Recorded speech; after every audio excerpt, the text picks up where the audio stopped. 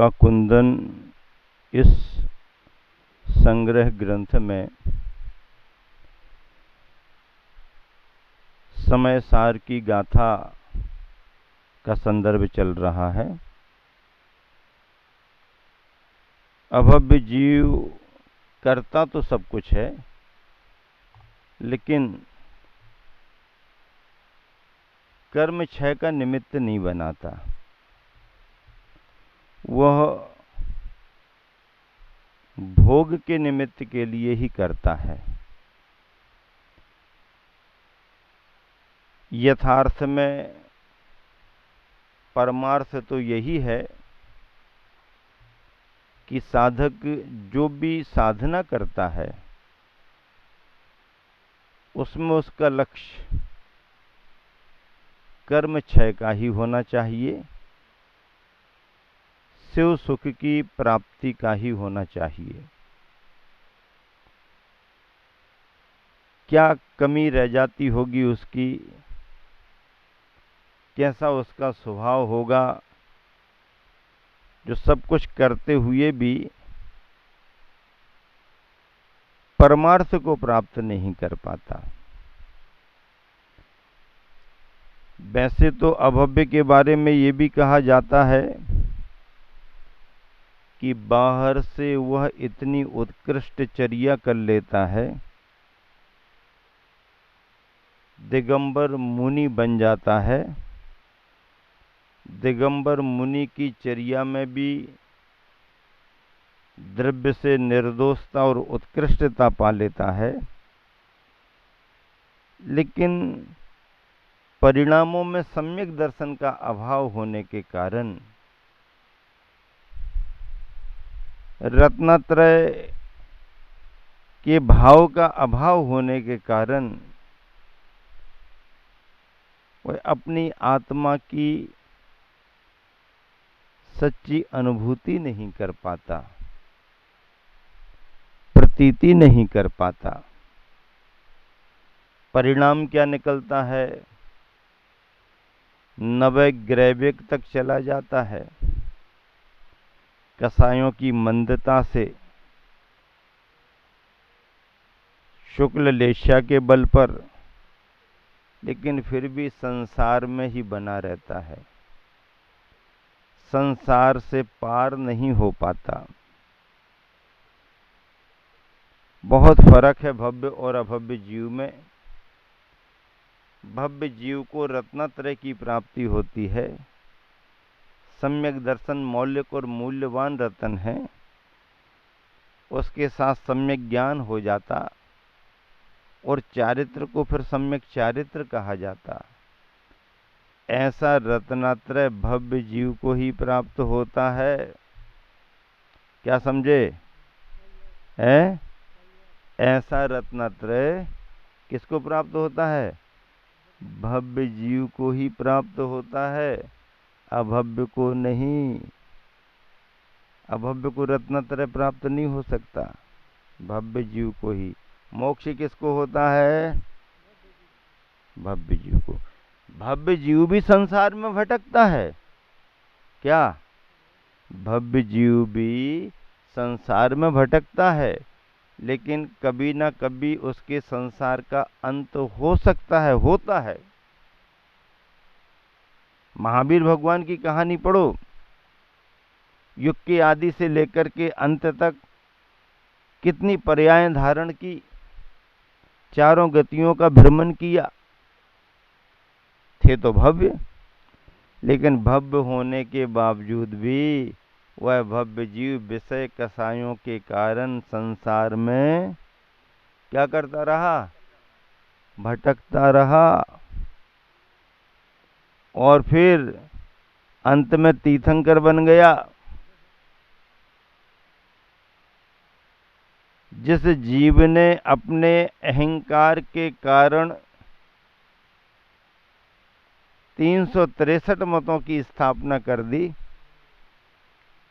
उसी जीव ने चतुर्थ काल का अंत होते होते अपनी दिव्य ध्वनि से सारे मतों का खंडन भी कर दिया। सारे मतों का खंडन किया और अनेकांत का धर्म स्थापित कर दिया। हाँ, आज दुनिया में अनेकांत के धर्म को, अनेकांत के सिद्धांत को महत्व मिल रहा है। सह अस्तित्व की भावना, वस्तु अनेकांतात्मक, अनेक धर्मात्मक होती है। उसकी व्याख्या श्यादवाद सप्तभंगी न्याय के द्वारा होती है। भव्य जीव का ये सब कार्य है। वैसे व्याख्या तो अभव्य भी कर सकता है, लेकिन अभव्य को तो नदी के उस पुल की तरह कहा गया है। पुल नदी का पुल, ब्रिज की तरह कहा गया है कि जिस पर से हजारों व्यक्ति निकल कर के उस पार जा सकते, लेकिन पुल वहीं के वहीं बना रहता है। अभव्य जीव का निमित्त पाकर के अगर वह धर्म के मार्ग में लग गया, उत्कृष्ट चर्या में लगा है, जिनवाणी का उपदेश दे रहा है, तो उसके उपदेश से अनगिन असंख्यों भव्य जीव मोक्ष पा जाएं, लेकिन वो अभव्य जीव संसार में ही रहा है। क्यों? क्योंकि धम्मम भोग निमित्तम, धर्म का पालन तो कर रहा है, लेकिन भोग के निमित्त कर रहा है। भावार्थ इसमें आया है, अभव्य जीव अहेमेंद्र, इंद्र, चक्रवर्ती, बलभद्र, नारायण आदि के भोगों के लिए धर्म के सेवन से ऐसे ऐसे उत्तम पद प्राप्त हो जाएंगे, ऐसा मान करके पुण्य रूप शुभोपयोग धर्म को श्रद्धान में लेता है। कौन सा जीव? अभव्य जीव। कौन सा जीव? हाँ, ध्यान से सुनना। कौन सा जीव? अभव्य जीव। क्या मैं अहिमिंद्र बन जाऊं, मैं इंद्र बन जाऊं, मैं चक्रवर्ती बन जाऊं, मैं बलभद्र बन जाऊं, मैं नारायण बन जाऊं आदि के भोगों के लिए, इन पदों को पाकर मुझे भोगोपभोग की सामग्री विशेष मिलेगी, ऐसी भावना से धर्म के सेवन से ऐसे ऐसे उत्तम पद प्राप्त हो जाएंगे, ऐसा मान करके पुण्य रूप सोपयोग धर्म को श्रद्धान में लेता है। क्या श्रद्धान तो हुआ नहीं, तो बाहर का श्रद्धान तो बाहर का श्रद्धान है। अब चाहे श्रद्धान करो, चाहे ज्ञान करो, चाहे रुचि रखो, चाहे उसका आचरण करो, परमार्थ यदि नहीं जुड़ा, आत्म तत्व का अनुभव यदि नहीं जुड़ा, आत्म तत्व को महत्व नहीं दिया, कर्मों के क्षय का लक्ष्य नहीं बनाया, तो फिर वह सच्चा धर्म नहीं कहा जा सकता। क्या पॉइंट नोट किया जाए? नोट कर रहे कि नहीं कर रहे? हाँ, कंप्लीट बही खाते होना चाहिए तुम्हारे। हाँ, आचार्य प्रवर कुंद स्वामी ने क्या कहा, महाराज जी ने उसकी व्याख्या क्या की, नोटिंग बराबर होना। हाँ, देखिए, ये जो गाथा आई है, ये समय सार ग्रंथ की गाथा है। कौन से ग्रंथ की गाथा है? समय सार ग्रंथ की गाथा है। समय सार का अर्थ क्या होता? समय यानी आत्मा, और आत्मा का सार सो समय सार। क्या? समय यानी आत्मा, समय यानी आत्मा और उसका सार। आप पूछ रहे हो कि कुंद स्वामी को प्रवर क्यों लगाते हैं? प्रवर किसी को भी लगा सकते हैं। हाँ, वर यानी श्रेष्ठ, प्रवर, श्रेष्ठों में श्रेष्ठ, आचार्य प्रवर, आचार्य प्रवर, आचार्यों में श्रेष्ठ आचार्य। कुंद कुंद स्वामी को तो जितनी उपमाएं दी जाएं उतनी कम है, उनका जीवन ही ऐसा रहा है। हाँ, और वो तो उपमा उपाधियों से परे हैं। उनको तो नाम के किसी ग्रंथ में, उनके सारे ग्रंथों को देखो, कहीं उन्होंने ये नहीं लिखा कि मैंने ये ग्रंथ लिखा। केवल एकमात्र वारसानुवेग का ग्रंथ है, 12 भावनाओं का स्वतंत्र ग्रंथ है, जिसमें कुंद कुंद स्वामी ने अंत में कुंद कुंद मुनि नाहे लिखा। इसके अलावा किसी ग्रंथ में उन्होंने अपना नाम नहीं दिया। टीकाकारों ने बताया, ये तो टीकाकारों ने कहा है, उन्होंने थोड़ी कहा। समझे कि नहीं समझे? विवेक कुमार, विवेक से बात किया करो। हाँ, है कि नहीं?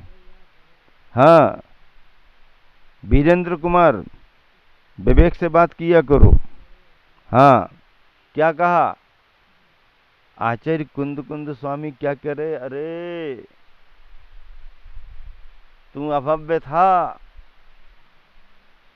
सब कुछ तूने किया, धर्म के नाम पर सब किया, लेकिन काय के लिए किया? काय के लिए किया? धम्मम भोग निमित्तम, धर्म के सारे कार्यों को सांसारिक भोगों के निमित्त कर दिया। तब फिर क्या कहते हैं नीतिकार, पुराने लोग? अरे तूने तो सारा गुड़ गोबर कर दिया। क्या क्या कर दिया? गुड़ को गोबर कर दिया। गुड़ और गोबर में अंतर है कि नहीं? बोलो, है? गुड़ और गोबर में अंतर है कि नहीं? अंतर है कि नहीं? गुड़ की मिठाई बन सकती है, गोबर की मिठाई बनेगी क्या? है भैया, बिगड़ गया मामला। जब मामला बिगड़ जाता है तो व्यक्ति क्या कहता है कि तुमने तो सारा गुड़ गोबर कर दिया, बात ही खत्म कर दी। अरे धर्म के मार्ग पर तूने रुचि की, धर्म के मार्ग पर तूने श्रद्धा की, धर्म के मार्ग को तूने समझा, धर्म के मार्ग का आचरण किया, लेकिन उद्देश्य में क्या रखा?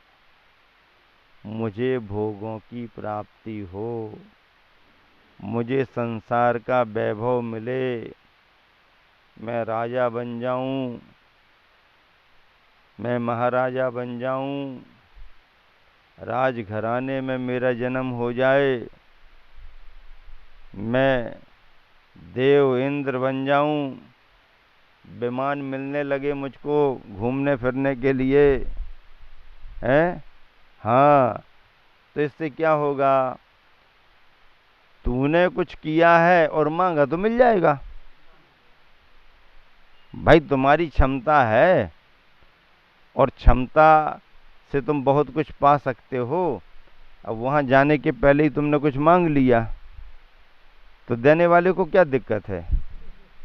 आपने मांगा तो आपके राग परिणाम ने संसार की सामग्री दे दी, राग परिणाम ने, निदान भाव ने, भोगों की आकांक्षा ने आपको संसार की सामग्री दे दी। अब सामग्री मिल गई, फिर क्या कहेंगे लोग?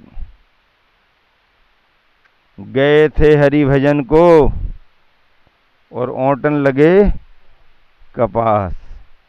काय के लिए गए थे? हरि भजन को गए थे, और क्या करने लगे? कपास ओंटने लगे।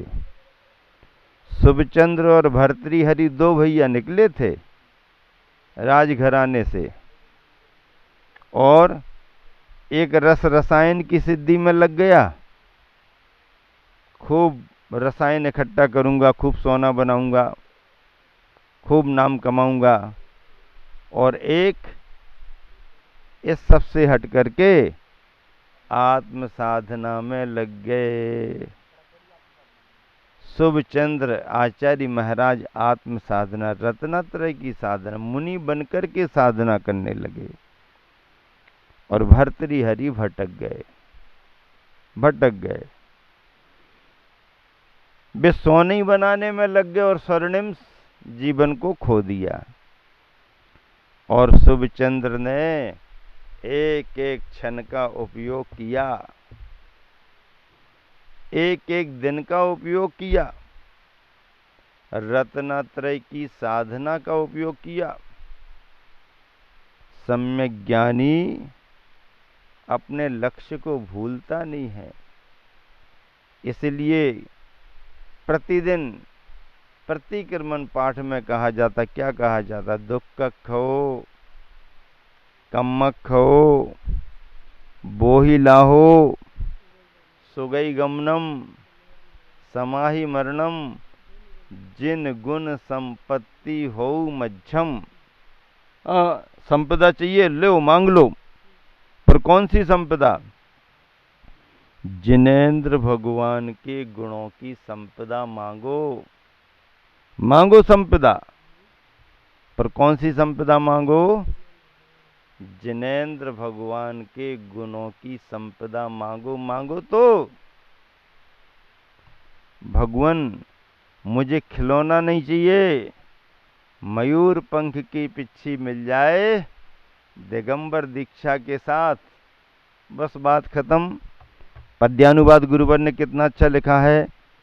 सधर्म धार उसकी करते प्रतीति, श्रद्धा ने गाढ़ रखते रुचि और प्रीति, चाहे अभव्य फिर भी भवभोग पाना, चाहे अभव्य फिर भी भवभोग पाना, न चाहते धर्म से विधि को खपाना, न चाहते धर्म से विधि को खपाना। विधि यानी कर्म, धर्म से कर्म को खपाना नहीं चाहते, धर्म से कर्म को नष्ट करना नहीं चाहते, इसलिए अभव्य सब कुछ करते हुए भी संसार में बना रहता है।